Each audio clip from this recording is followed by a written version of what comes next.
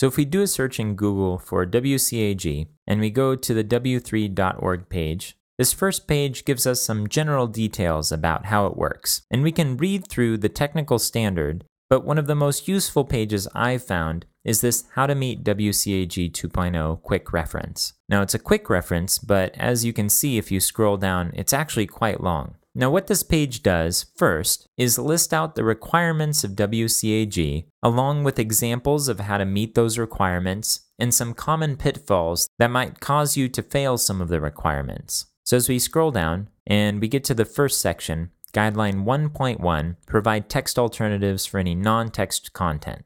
It first defines what non-text content is, for example, time-based media like videos or audio, captions, and invisible decorative formatting. And then it goes on to list a number of techniques you can use in order to meet this requirement in certain situations. Each situation has a code. So for example, this one is ARIA 6, this one is ARIA 10, and you can click on these in order to see an example. So one that we've talked about already is using alt attributes on image elements. If we click on this and we scroll down, we can see an example of how this works. So we have an image, and then we provide alternative text in the alt attribute here. I'm going to hit the back button to go back to the index. So simply reading through these can help you develop some skills around how to address this specific requirement.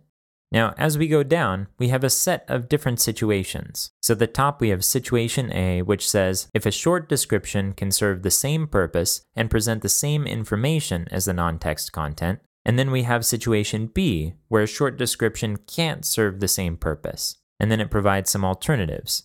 As we scroll down, we have a third situation. And as we continue to go down, we have situation D, situation E, and F. And then we have a set of advisory techniques. So these are general principles to keep in mind when addressing this specific issue of needing textual content to represent non-textual content. You can tell that this is a work in progress because you see this future link here, and there isn't an actual example, but reading through these can still be useful. And then finally, below all of this is a list of possible failures. So for example, the failure code F3 is a failure due to using CSS to include images that convey important information. And we can click on this to see an example. If we scroll down, you can see that we have CSS here that provides a background image, but our HTML doesn't indicate what that background image is supposed to represent. Now we had a couple of situations where we used background images or icon fonts in order to represent something, and we used a title attribute on those elements in order to provide some additional information. And you'd see that that's one of the possible solutions suggested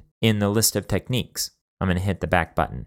So I find the failures sections in this document to be really useful because it helps point out areas where you may have used a certain technique in HTML and CSS to solve a problem, but without keeping accessibility in mind. So oftentimes these are things that you may have actually done in the past, and it helps to show you what the problem is, as well as a possible solution to that problem. Now, I don't think it makes sense to work through this entire page in a video format. There's just too much information here, and it could be a series all on its own. But I would suggest that as soon as you get a chance, you do read through this, and that you come back to it on a regular basis as you develop front-end development skills.